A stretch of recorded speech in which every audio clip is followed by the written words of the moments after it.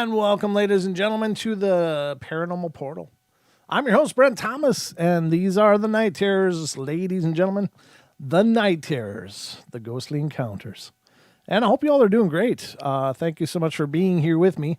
Those of you that are here and coming in, quite a few of you actually. Wonderful. Makes me happy. I'm absolutely thrilled to be a part of your journey tonight.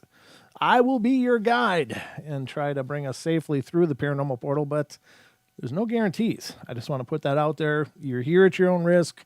I can't be held responsible for any paranormal activity that you might actually experience. And I say that tongue in cheek, but I've heard from listeners who said, I don't know what it is about watching your show, but every time I've got your show on, weird things start happening in my house. Hand to God, I've gotten several emails like that from listeners who claim that simply listening to the portal has given them paranormal activity. I don't know why. I don't know why. Maybe it's our mutual love of all things paranormal that's drawn them in. I don't know. Just some thoughts, but I can't be held responsible for that. I had no idea that could happen at all, and I have no idea how to keep it from happening for what it's worth. So, but enjoy yourself all the same. We'll just have to assume they're friendly, wonderful spiritual presences that are just saying hi because they feel emboldened to do so. I don't know. But anyway, I will be here for the next hour with you. And if you have something you want to share with me, call in and share some paranormal experience of your own, please feel free to call in. The phone number is 720-923-0500. 720-923-0500. That's the numbers for fun right here on the Paranormal Portal. Call them up and see what happens. Lots of great things, I hope. But anyway, got some amazing stories lined up for you. I already have a phone call. Fantastic. But before we go that, let me just tell you, I hope you're ready because it's time for bed.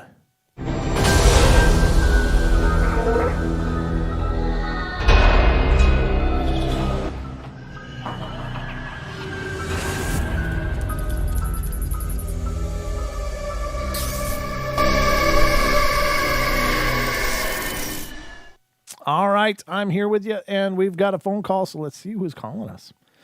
This is area code 605. You're on the air. Hey, brother, it's Taco. Mr. Taco, welcome, brother. Where you been? Missed you. It's been a couple crazy weeks, I can say that. It deals with COVID and a bunch of other crap, so. Oh, no. I'm sorry to hear that. Everything okay? Oh, everything's perfect, man. Okay. Everything's wonderful. So excellent. Well, I'm glad I that's the case. Sorry, go ahead. I said I'm glad that's the case first and foremost. So, what's on your mind tonight, brother? Yeah. Nothing really. I just I wanted to call and tell you I'm sorry for being absent and all this other stuff. And I have a couple questions on my mind, but it just depends on if you're willing to take them or not. Let them rip. I'm ready for you, brother. Come on, bring it. All righty. Here's the first question. Now, I've been listening to some podcasts. I've been listening to yours, obviously, because it's the portal, and I love it. There's some other ones. Now, give me a second here to think. I had some friends over tonight, so you have to give me a second here to think. I had all this in mind here. There's one. What are your thoughts on the Island of the Dolls? What are my thoughts about it? Down in Mexico? Yeah, that's plenty creepy, brother. I can't say I'm real familiar with it, but I've seen, of course, the Ghost Adventures when they were down there. I've watched a few informative shows that talked about the Island of the Dolls, and I guess if there was ever a perfect storm for a haunting, that sounds like it's about right. I know that it seems the activity over there is pretty off the charts. These dolls are, I don't know, if you can trust what you see on Ghost Adventures, it looks like an incredibly intense place to go. It's really creepy. The whole doll thing is kind of odd anyway. It's all these faces looking at you, and that's got to be kind of psyching you out anyway. But like when the Ghost Adventures were there, they had some these these are like very old dolls, and they're just trash, but they're strapped all over the place. And they had some of them that would start laughing and talking and stuff. And obviously they used to do that when they were, in good working condition. But there's no way they got batteries in them, that, we assume anyway, unless there's just some clever editing going on and they just placed some batteries in some and they ended up working. But if that is legit what they showed, that place is all kinds of freaky. Now, water's always been a strong conduit for spiritual activity. And of course, it's an island. It's got these little tributaries going all around it. So water is there. And then you've got, some terrible things that had happened with the children drowning and stuff, or the child drowning, whichever it is. And, that, of course, is a tragedy. So, and then these dolls that were hung up by this guy as a tribute to this energy. And so he kept, throughout his years, he just kept adding to it.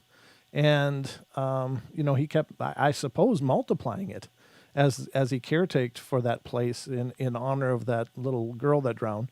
And I'm sure that he was drawing in all kinds of energies. So I think it's very possibly an incredibly haunted place. But I don't know if I would go there. I guess I would go there. I mean, if I ever had the opportunity, I would sure go there, because I think it'd be neat to see it firsthand. But it seems incredibly intense.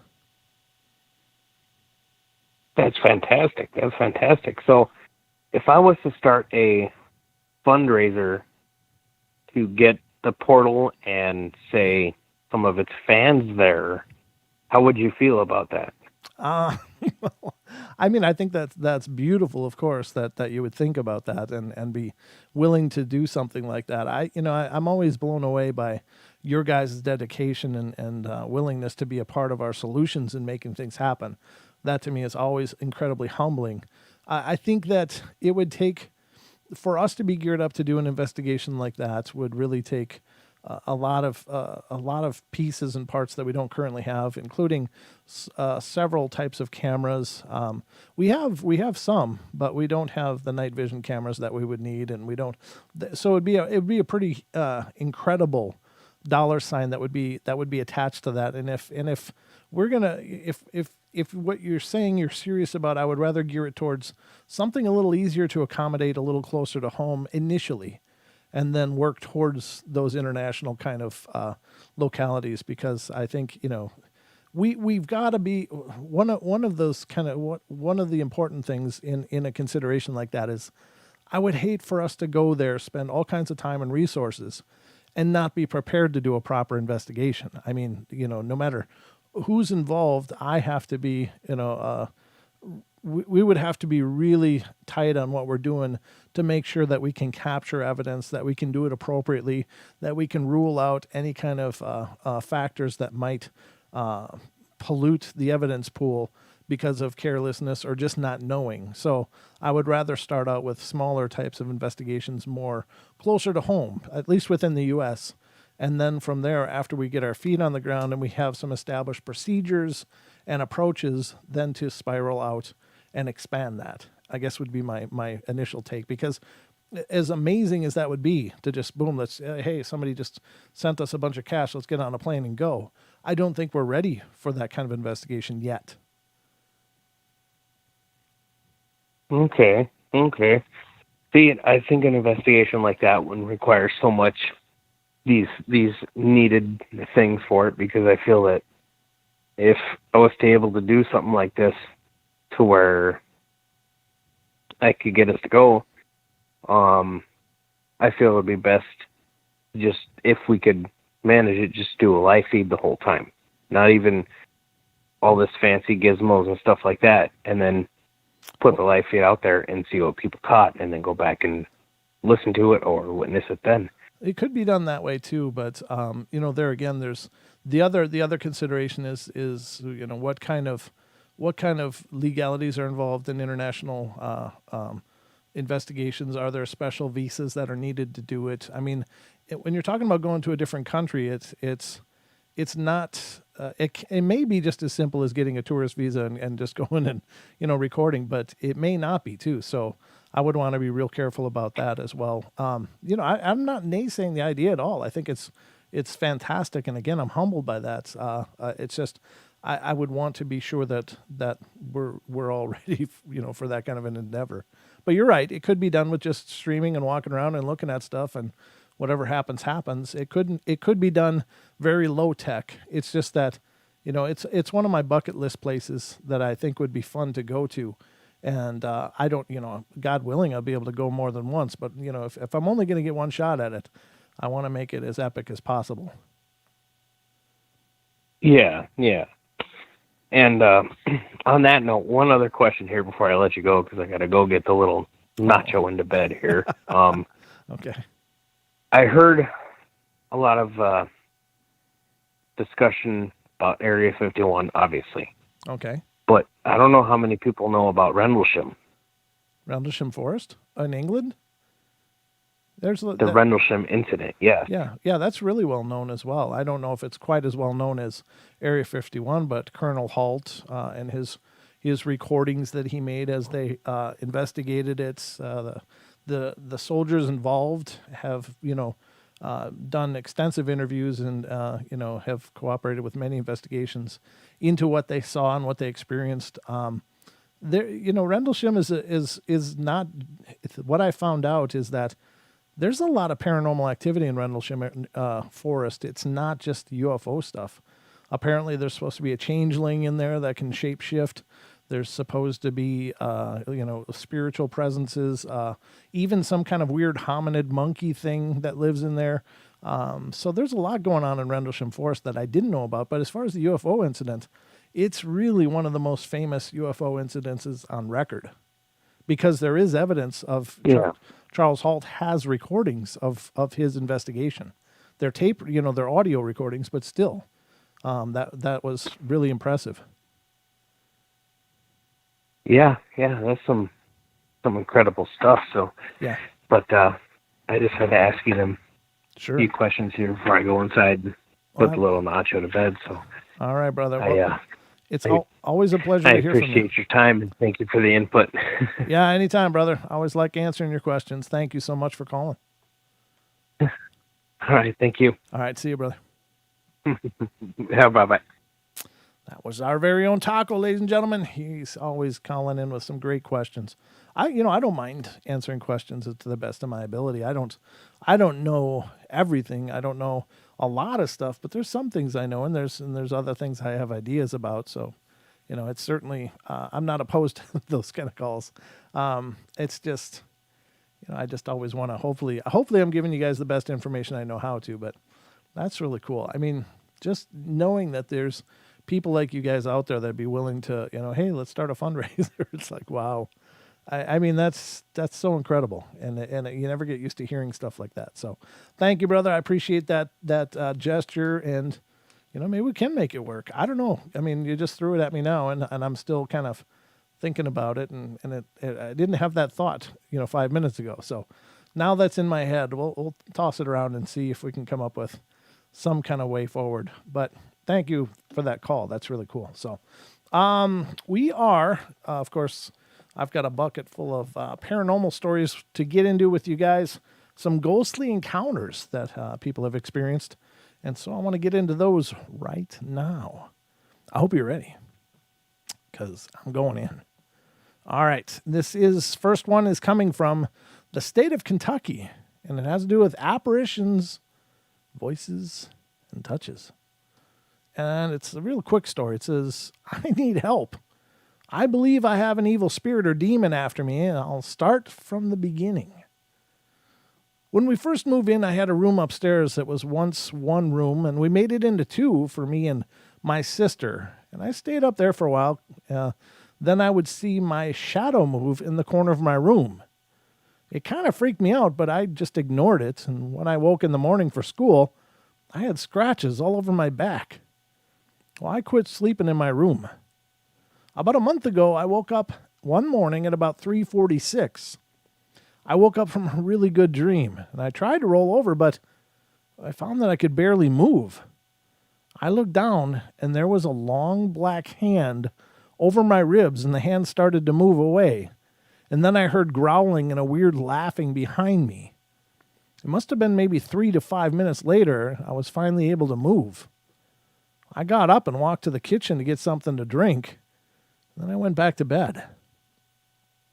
The next day I was on the phone talking to my ex. Now, as I walked past our couch, the cushions were straight.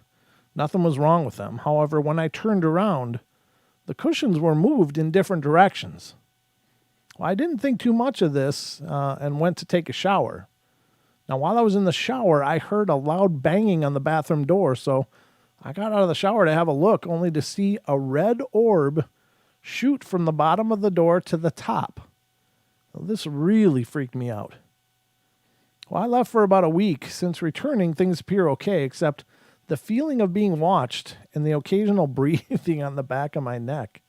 Oh, it's just breathing. Now, that's creepy. That's a really creepy story. I don't know.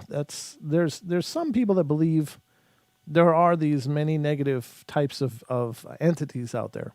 Not just demons. Everybody always flies to the demon. It's a demon. Well, it could be one of many things. But there's a belief that sometimes these beings, these creatures or whatever, will tag somebody. They kind of tag you. And that connects you in some way to them. And I don't know if there's any validity to this or not. I'm just telling you what a belief of this is that then at the moment of your death, they will try to come and trap your soul so it doesn't pass over, doesn't cross over, and maybe then these negative entities will feed off of your soul's life force. And I don't know if that stuff is true or not. I don't really have an opinion on that. I wouldn't like to think it is. That's incredibly creepy. But if you're ever dealing with something like this, the best recourse is to really start getting aggressive about getting rid of the negative spirit, and cleansing yourself and clearing yourself, and praying and meditating or whatever form of of ritual you prefer. But if that is true, you got to get that off of you. And I think those things can be purged just as easily as they're put on. It's just that we just don't know it all the time. So if you're ever being attacked aggressively by something, just be real careful, do some rituals, make sure you're purged of that energy, and that energy is purged of from your space, because things like that are just horrid. And again, we don't know what's on the other side of this whole experience, and there could be just this incredible multi-layered mess that you have to get through. And I don't know, I don't pretend to know, but these are just things that occur to me. And so if you think that you might have some kind of attachment or something might be attached to you, get it unattached. Don't take that lightly. If you got that darkness over you and you just can't seem to shake it, or you feel like you're waking up with scratches and marks that you don't understand how they got there, take it real seriously. Get it cleansed, get it purged, because you don't want that kind of stuff hanging around, and you definitely don't want it propagating or magnifying itself or whatever. You know what I mean? So just my 2 cents for whatever that's worth. But I think these kind of things, once they make themselves known like this, you got to get real aggressive on getting them the hell out of there. So it's just not worth rolling any dice with that kind of stuff. The next one is coming from New York. It has to do with haunted places. This one's kind of a long story, so let's see what's going on here. It says, I began working at the inn shortly after I started my first year in college. Not the stereotypical college student, I did not enroll for my first semester until 11 years after graduating high school, and needed to supplement my income with numerous forms of part-time employment. While patronizing the restaurant, I learned about the owner's needs for servers, and when I asked their daughter if there were any openings, she told me that I should speak to her father. Well, Rick was the chef who owned the restaurant, and his wife Eileen, and I met with Rick later that day, and he agreed to hire me as a waiter. The inn was an old wooden structure built around 1850. It's been called by many names in its lifetime through dozens of ownerships.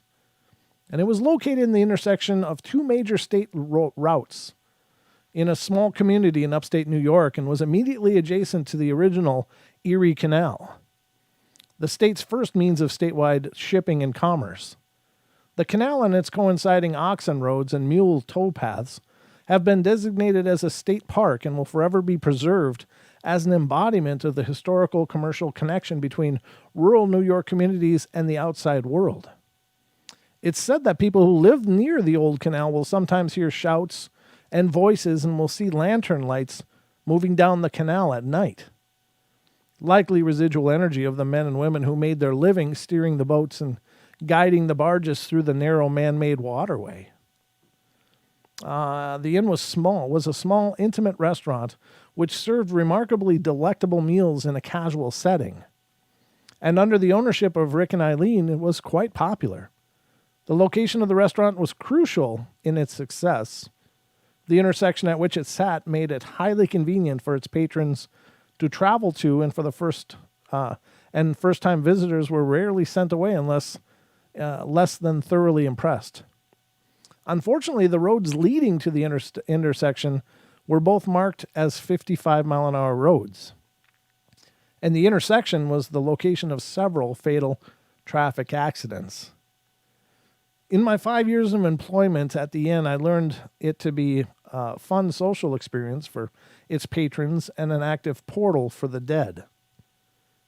The boy, as I was told, was only 14 years old. He had just bought his first snowmobile and was riding it home from its previous owner's home. And he failed to slow down for the guardrails at the end of the canal's towpath. His parents were following him on an adjacent roadway in their car and were two of the first people at the accident scene. I wasn't working that night, but our hostess told me how she ran to the scene with tablecloths and linen to help keep the boy warm until emergency crews arrived. The linen only served as a minute comfort for the boy's parents to relieve them of the sight of their son's broken body. Oh, what a horrible thing. Most of the times that I saw him, he was standing next to the guardrails or sitting on them, and his coat ripped and shredded, his head misshapen and bloody. And one night I saw him inside the restaurant after hours, standing at the picture window staring at the accident site. He would always look at me, but we would barely make eye contact before he would turn and just walk away. He never tried to speak to me. He was around the inn for about 2 months before he disappeared, and I assume he eventually went to the light. The man was in his mid-20s one Saturday afternoon. I was not working. I decided to have dinner at the inn. The man had tried to bypass stop traffic at the intersection, ironically in a rush to get to his brother who had just been admitted to the hospital.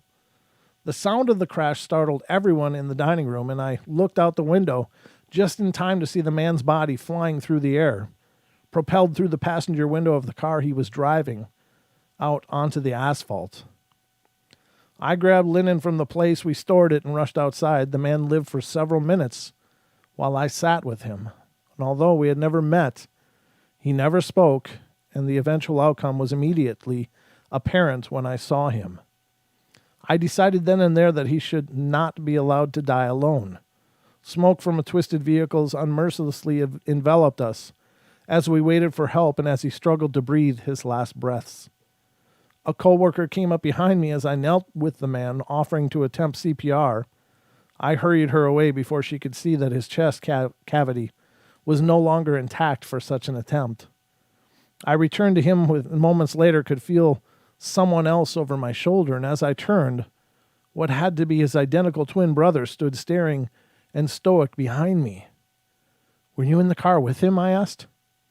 No response. I turned back to the man on the ground. If they get there soon, he might make it. His laughter will haunt me to this day. Not because it seems so harsh and inappropriate, but because when I turned to question his brother on what basis laughter was seemed merited, he was gone. After the emergency crew arrived on the scene, I walked to the restaurant and washed. Rick met me outside the restroom and asked me if I was all right, although I don't know how I represented that I was. My heart was beating through my chest and my temples were throbbing. He thanked me for what I had done and walked back to the kitchen. The next time I saw the man was about 2 weeks after the accident. He was in the basement of the restaurant. I'd gone down to the walk-in freezer to retrieve some food items, and then when I turned around to walk out, He was peering around the open door of the freezer, smiling, almost as if he were pretending that he was going to close the door behind me.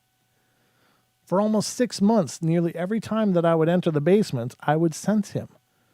On at least 2 occasions, I could smell the accident. He seemed to delight out of unnerving me, and he would often shift or tip boxes of supplies as I was heading for the stairs. Even though I attempted to make contact with him several times, when I was in the basement, he never talked to me before he eventually crossed over. There was one place in the basement that always made me very uneasy. It was a dark corner of an old cistern. The cistern was covered. It hadn't been unused for decades. The owner stored bottled beverages for restocking the bar in this area, and I could never leave the spot without feeling a headache coming on, and was always had the sensation of a gentle breeze, even though there was no ductwork or opening that would have allowed for one. One afternoon, I arrived at the restaurant a few minutes late for my shift. As luck would have it, several patrons were already seated at the tables, and the only other server working was running around trying to cover until I arrived. I hurried into the kitchen to punch my time card. Rick walked out from behind the shelves that blocked the view of his grill. "How's it going, Rick?" He turned towards me as he walked to the basement door and glared the most hateful, unblinking, bloodshot stare. I froze in my tracks. Well, this is going to be fun, I thought as I watched him storm down the stairs. I punched my time card and turned back from the basement towards the dining room just in time to see Rick entering the kitchen, still in his coat and boots. "Sorry I'm late. Do we have any orders up yet?" he asked. My mouth dropped open and I could not speak.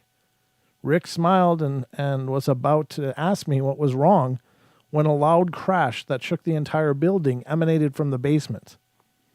It felt and sounded like the entire building was falling in on itself for about 5 seconds. Rick ran past me into the basement, and I somehow summoned the courage to follow him. We looked for several minutes and found nothing. I went upstairs to the dining room and assured the customers, some of which had stood to leave, that everything was all right.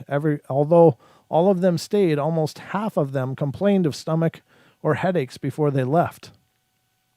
Later that night, when the customers were gone, Rick spent hours trying to find out the source of the sound. He never found it. No customers ever complained of feeling ill after that night. That night was when I realized the presence of the portal. The existence and the hesitancy of the boy and the man were understandable, but it was the location of their untimely deaths.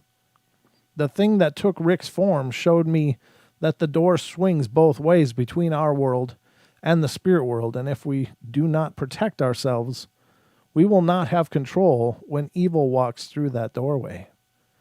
Yikes. That's some hardcore stuff, eh? Yeah, portals are no joke. Not even this one.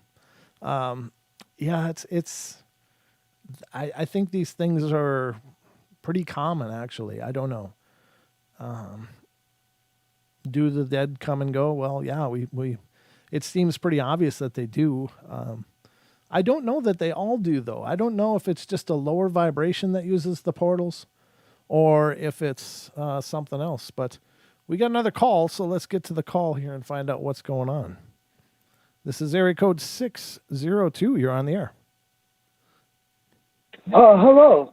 Hi. Hi, my name's Manny. I'm actually a new listener to your channel. Hey, Manny. Nice to meet you. Thanks. And thank you. Oh, sorry. Let me turn my TV.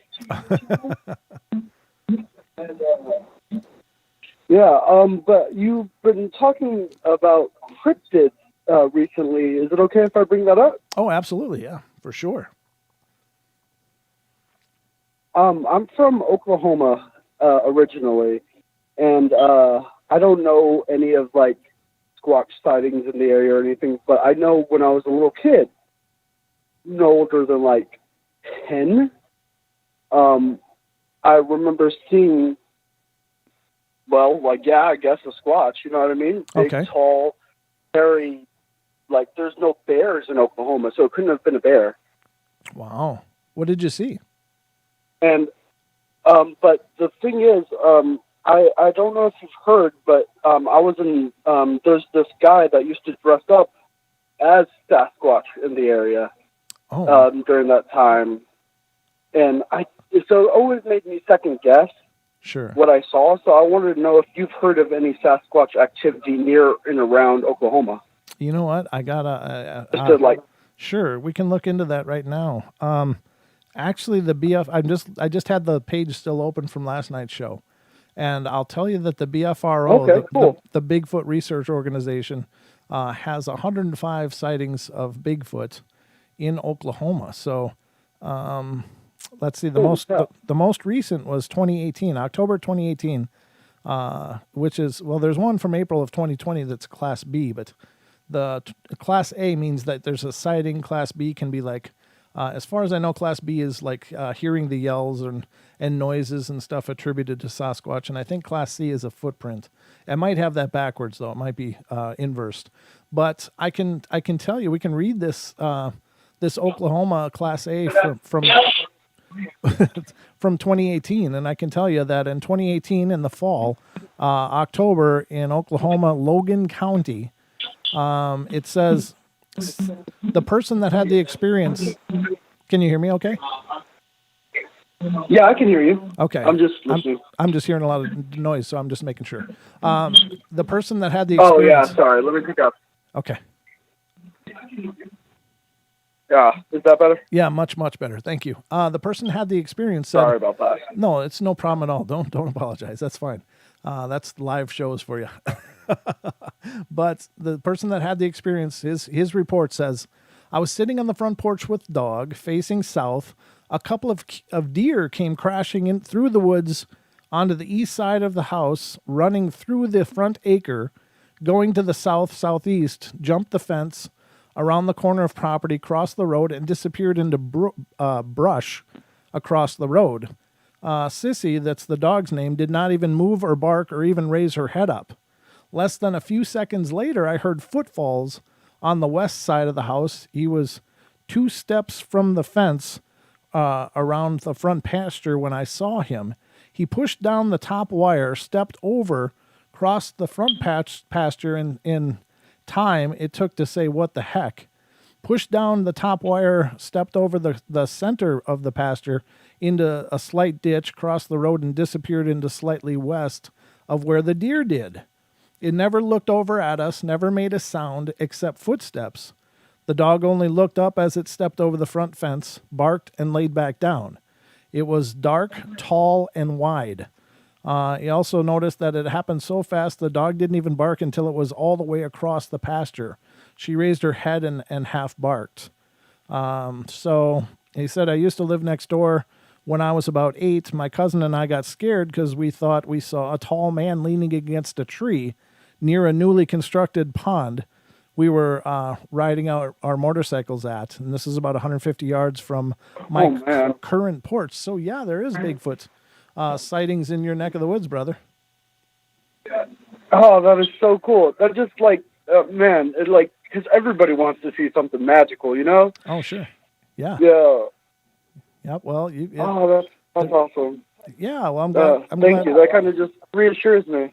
Excellent. Yeah, definitely. I mean, if what you saw makes, for a hoaxer, if somebody's going to hoax it, they're going to do it in places that lots of people are going to see it. I mean, that's part of the thrill. So if what you saw wasn't in a real public country road, middle of nowhere. Yeah, there's probably nobody. Yeah, like in front of my grandpa's house. Right. And he has no neighbors. Well, there you go. Then that's not a good place for somebody to start hoaxing, because the chances of somebody actually seeing them are very slim. But generally, hoaxers are going to do it in places and locations where they're going to get noticed because they want that rise. They want that. So I would wager they probably saw. I wish I had more details for you. No, it's okay. I mean, just having. Like I said, I was really young. Sure. Well, are you still in that neck of the woods, or are you somewhere else now? I'm actually in in the Mojave area of Arizona. Okay. Well, I mean, Arizona's got its fair share of Sasquatch too, so there's a lot going up on the Mogollon Ridge. Actually, in the desert. Yeah. I'll tell you what, brother. There's only one state that doesn't have Bigfoot reports, and that's Hawaii. So Wow. so they are everywhere. Wow, I didn't know that. Yes, sir. Yep, true Oh story. man, I believe it. You actually heard a. Sorry to switch subjects on you. I hope that's okay. Oh, absolutely. Help yourself. I heard you do this Spotify, or I was listening to your Spotify, and you did this thing on smaller cryptids, like, and I wanted to know if you've ever heard of the story about the doctor who traveled to the Amazon jungle with a group of fellow people, and he was the only one that came back, and he said that pygmies or something attacked him from the trees and ate everybody else. Oh, that I don't know. Isn't the name Fawcett? Is that right? I don't know. It sounds familiar. Like I've probably heard it or heard some. It did version of a it. like discovery or history something on it Yeah. not too long ago. Yeah, and that could very well just be some kind of pygmy tribes. I mean, there are pygmies. Literally, there are smaller, diminutive-sized people that are tribal. I don't know where they are. If they're in South America, or if they're in Africa, or where they're reported to be. But it could be something cryptid. That's for sure. But That makes absolute sense to me, though. Trees that are like thousands of years old that humans have never seen the top of. yeah, Like something's up there. oh, absolutely. I don't think there's a space in this earth that isn't filled with some kind of weirdness. We just aren't familiar with it all. All right. Well, thank you for your time. Oh, anytime. And thanks for calling. I'm really thrilled that you found the show. I hope you continue to enjoy it. Oh, most definitely. Me and my girlfriend both will. We're pretty big fans. Oh, fantastic. Well, it's nice meeting you, and I hope you'll call in again. Oh, yeah, sure. Yeah. All right, brother. You take care of yourself, and you guys have a great night. Bye. That's really cool. It's neat to meet new listeners. That's always a thrill, because it's hard. Sometimes it's hard to know. How many people are paying attention, and are these all the same people or new people coming in? So that's really cool. Thank you so much. I love the calls. I love the questions. I love the conversations. The conversations are always my favorite part. So let's see where we are here. I was going to comment also on the canal system that was dug in that the story from New York that we just covered. And you gotta it's so fascinating to me, the amount of incredible feats that our ancestors accomplished with nothing but their blood, sweat, and tears. I mean, they didn't have huge earth movers and stuff to dig those things out. It was probably just a bunch of guys with, maybe a dredge of some kind, and a lot of shovels and a lot of people working on it for a long time to create that kind of a system. It's a man-made canal system to move stuff around. And it's like, what an incredible achievement that our forefathers and foremothers and people were able to accomplish. It's just so amazing to me. I don't know. They were just cut from a different kind of metal than we are. I mean, thank God for technology. Don't get me wrong. I wouldn't want to be hand digging canals in any lifetime. But yeah, I'm glad we wouldn't have to do that now. But still, it's just a marvel what our ancestors accomplished with just their hard work.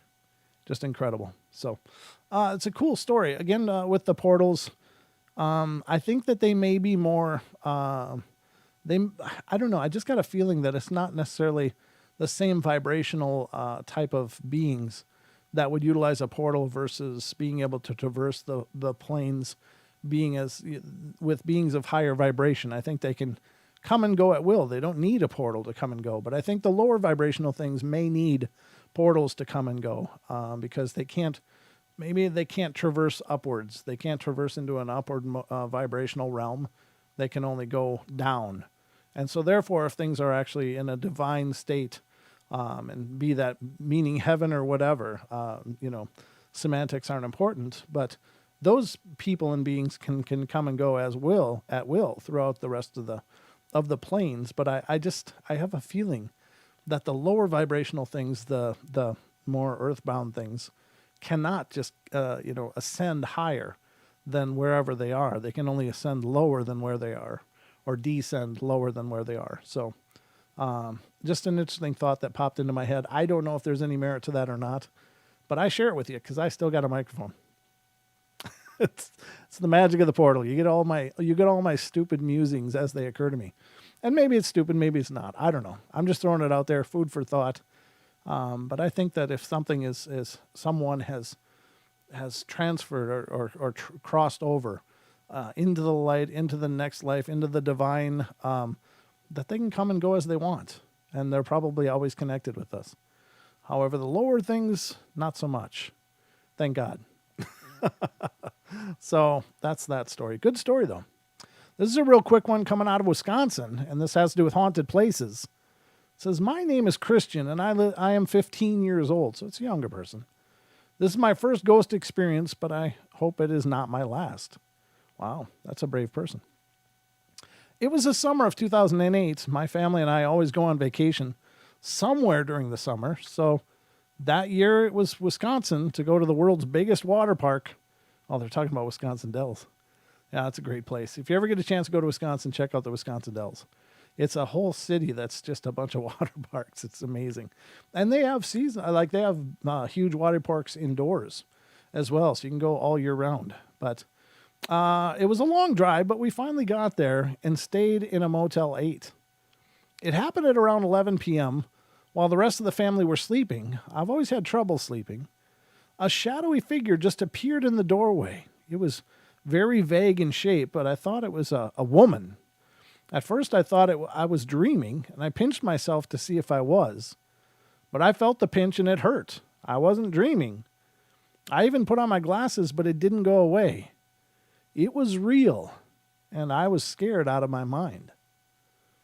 It slowly came towards my bed where I was lying. It got so close, it could touch me. Its hand slowly came down and touched my arm, and I felt nothing but a cold breeze. And then it disappeared, like a wisp of smoke, right in front of my eyes. I was so freaked out about it, but did not tell my parents. I wonder if she's still there waiting for the next visitor to spend the night in the dark room in the Motel 8 in Wisconsin. That's creepy. I don't know. Maybe. Yeah, I think it's hard to understand. I still think about that all the time. It's like, why do they linger? Why do they linger? Unless they just don't know. They don't have a chance. Maybe they don't know they're dead. Maybe they're just not ready to make that transition. But I always think about that. Why stay and stare at empty rooms and stuff? There must be more. There must be so much more. I guess they must not be able to move on for whatever reason. All right, let's go to the next one. This is coming from Alabama. It's another pretty quick one. And this has to do with orbs, lights, and mists. I've never seen anything unusual with the naked eye, that is. Out of curiosity, I've snapped a few pictures with a phone camera and believe to have captured a couple of orb shots. I began taking picture after a few unusual events happened, but nothing really spectacular. The first one happened when I first bought the house. I just picked my children up from school and stopped by to pick up supper at a local restaurant. Well, we arrived home and all sat down to eat, and all of a sudden I heard the sound of water gushing. I'm thinking to myself, oh no, the sink sprung a leak. Running to the kitchen, I noticed the faucet was on full blast. So I turned it off. The children and I were the only ones around there around 4 p.m. eating supper. The next experience was to do with an old mantle clock that I kept unwound and not working. One night while working, I called home to talk to my teenage son. He was up fixing something to eat, and all of a sudden the clock chimed. And I asked him what he did, and at this point he was in full panic, saying, the other siblings are in the room asleep, and he was nowhere near the clock and didn't touch it. The next evening I was home, and I decided to walk around the house with my camera phone. Yeah, I'm not exactly a pro Ghostbuster. And snap some shots. Several of the mantle clock, and I set the phone to the 6-shot sequence. In 2 of those shots, there's a red orb circle aura around the clock. In another picture, not really hunting, I took a picture of my daughter and new puppy, and it looks like an orb in motion flashing past her face. That could be. I mean, again, orbs are tough to quantify. They're tough to substantiate. I don't know if an orb in and of itself is proof, but it can be, I guess. It can be part of a body of evidence. But there's just so many ways that orbs can appear in photos that are absolutely not paranormal. And I think that everybody that's doing any kind of investigating, even just a hobby, should spend some time learning about what kind of things can create orbs in photos. Because I see still, even to this day, thousands of photos people are posting, and they're like, look at all the spirits, look at all the spirits. And it's clearly some kind of precipitation in the sky. Maybe it's a light mist, maybe it's a little drizzle, maybe it's snowflakes. Any kind of moisture in the air, of course, if you're using any kind of flash, will create orbs. Any kind of shiny surface that you're taking a photo of with a flash will create orbs. Windows can create orbs. They're just light refraction coming back into the sensors. And so there's a lot of ways that orbs can appear in photos that aren't at all fantastic. They are just functions of the mechanics of light and reflection. So I think it would behoove everybody that's planning on investigating at all. And if you're planning on posting evidence for people to review, at least look into some of those reasons, because I know it can be crushing when people think they really got something. They're so excited, and they put it out there and someone's going, no, that's actually a flash reflection off the belt buckle or off the shiny arm of the chair or something like that. There's so many ways that orbs can be created in photos. So if you're going to use photos as evidence, spend some time, make sure you're doing everything you can to mitigate any of those circumstances, and you may very well find something. You hear the minion? he's just howling for some reason. He's a noisy little son of a gun. Hold on a sec. Sorry. I had to go, hey! Yes, the Portal Studio is in my home, and as such, I get all the fun of home life in every show, and you get it with me. But I think that's a pretty serious consideration. Orbs can be proof. I don't mean to say that they don't happen. They do. I've seen many photos that I think are absolutely legitimate. It's just, unfortunately, they're incredibly rare. So, Dad. No, he wasn't yelling at me. It was just Digger said, Dad. No, it wasn't yelling at me. He was just yelling, So I had to give him the dad voice. All right. Any of you parents out there know exactly what I'm talking about. I just posted something on my Brent Thomas Facebook page. It was hilarious. I'm not going to tell you what it was, but if you want to see it, go on to Facebook and friend me, my Brent Thomas page. I usually accept pretty much everybody. If you do send me a request, just say, hey, I heard from you on the show. Let me know, because I get so much garbage requests, and so I don't. But there's something that ties into perfectly almost. So it's a kind of a Star Wars meme, but it's hilarious. So anyway, lens flares are a big problem in terms of paranormal photography, because a lot of people think they really caught something, and unfortunately, it's oftentimes not what they think it is, and there's many ways to prove that. I've got photos. I do photography as a sideline. I have photos where full of orbs, just hundreds of orbs. But I can tell you, I was using a flash, and there was a light snow flurry, and every one of those flakes that was in the field of view became a huge blazing orb, and I was like, oh my God. And also when it was sprinkling, I've taken shots, and with a flash, every one of those water droplets became an orb, and pretty significant in size too. So it's sometimes hard to believe, but it is true. I just think that if you're going to present something as evidence, be prepared. Do your homework first, and be prepared to take some of them on the chin. Not everything you're going to post is going to be readily accepted by anybody, and maybe not many at all. And then there's the other people out there that want to believe everything is paranormal, and that's not helpful either, I don't think. I think you have to be discerning. So just, again, my 2 cents. You get a lot of that here on the show if you're new. You get a lot of my opinions. So I don't know. I don't share them to try to sound like a know-it-all or anything. I just share them because I want this field to progress. I want us to maybe answer some of these questions, but in order to come up with compelling answers, we have to have compelling evidence. To have compelling evidence, you've got to be able to remove any of the factors that can create false evidence. And because false evidence, people that are skeptics attack the whole community based upon some wishful thinkers like, hey, I caught all these ghosts when I was over at the graveyard. And it's, it was obviously an overcast day with probably some precipitation, orbs. And again, it just creates problems, in the big picture. So not that that's the scope of the show, but it's part of some of the wonderful information I like to pass along. All right. So this one's coming from Hawaii. How are we doing on time? Wow. This will be the last one I read tonight, ladies and gentlemen. Thank you, everybody, for the calls tonight. I love hearing from you guys. That's just the greatest. And I may not have covered as many stories, but I think we had some amazing conversation all the same. So this one's coming from Hawaii, and it has to do with apparitions, voices, and touches. It says, I had a job as a parking attendant once, and I wouldn't finish work until around 12:30 or 1:30 a.m. Nothing unusual would happen at work. Instead, it would happen on my drive home. I'd be pretty tired by the time my shift was over.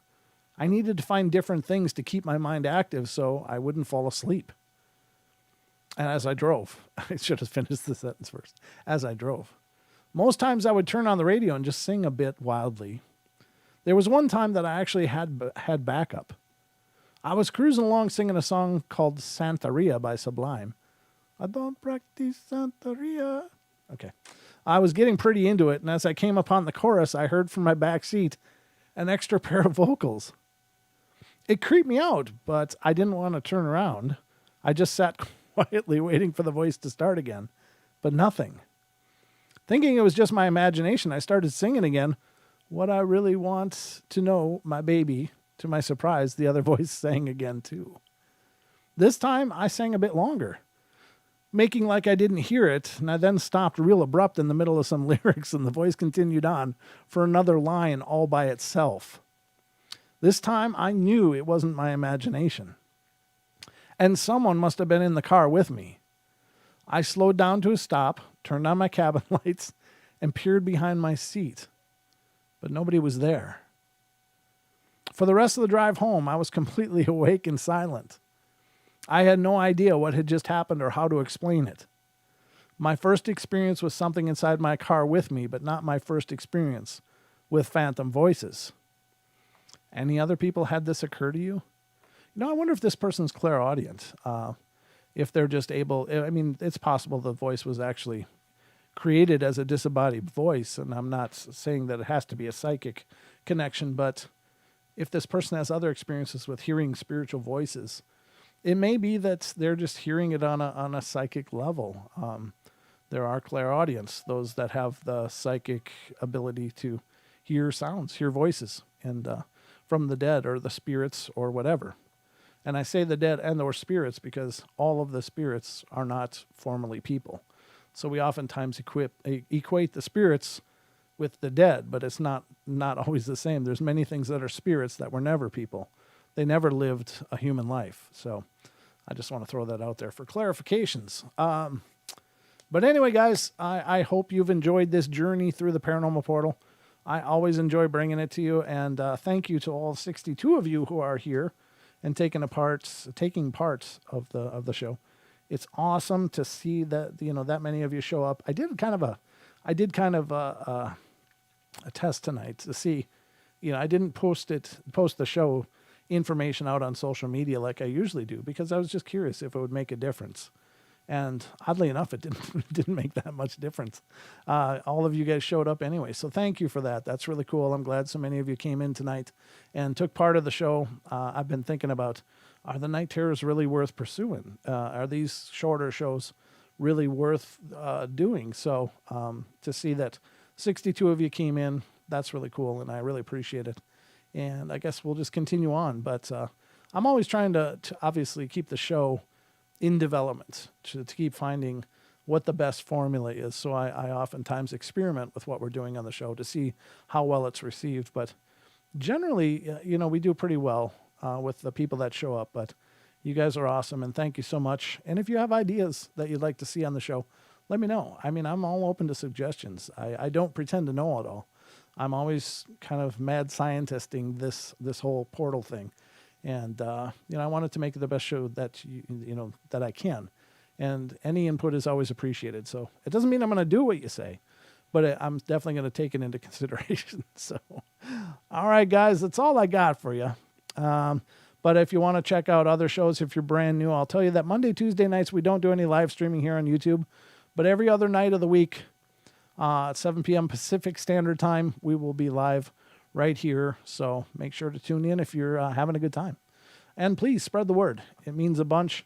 And please click those likes if you're liking the shows. So anyway, guys, love you all. Be good, be kind, be nice. Take care of each other. Help each other out. Find the magic in every day. And remember to laugh as much as you can. And I'll be back in a couple days on Wednesday with Dawn. And we'll tear it up all over again. So love you guys. Have a great night. And sweet dreams.